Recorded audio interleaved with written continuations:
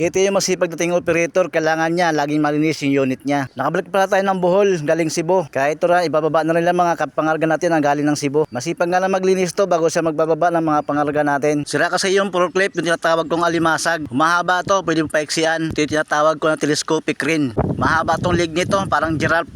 Masipag tong giraffe na to. Binababa na rin lang mga pangarga natin. Iniwasan lang nila yung matamaan yung swing van. Masyadong mabigat kasi yung mga pangarga natin. Sa kanila ililipat sa kabilang truck para isang buhatan lang, hindi sa pabalik-balik pa. Mas mabilis kasi pagbababa ng mga gamit pagka forklift ang gamit. Lalo pa yung tinatawag kong alimasag, ang problema nga lang sira. Isa ngayon, hindi pa nagagawa. Habang nagbababa sila mga idol, punta naman ako ng tindahan, mapagnirinda muna. Habang nagbababa pa sila. Pinag-isipan ko pa kung anong kakainin ko. Kakain ko lang din kasi ng kanin eh. Gusto ko mo lang kahit tinapay saka soft drinks. Wala ata sila dito. Kung ano yung wala, yun pa ang gusto ko. Pero ang meron, ayaw ko naman. Shout out pala sa dala kong mga gandang hipag. Kay Jonalyn Riboyon, Annie Rose Riboyon, Romeo de los Santos. Shout out din sa mga pinsan ko nasa Butuan City. Napata family, Makiling family. Shout out sa inyo lahat dyan. Magandang morning.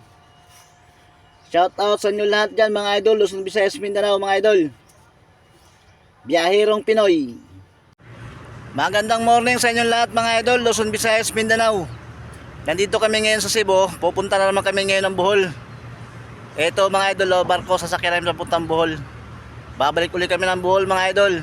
Pugi point po tayo brother, parang mali yan ba't napunta sa ilong yung pugi mo? Ito ang tama, pugi point. O, di ba? Yan ganyan dapat, pangit mo kasi. Pangit ka talaga. Hindi pa nag-iit ang pit ko sa upuan, ito na ang mangyayari sa atin mga idol.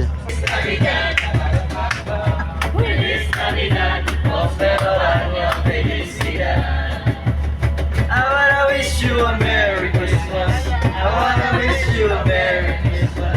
I wanna wish you a Merry Christmas from the bottom of my heart.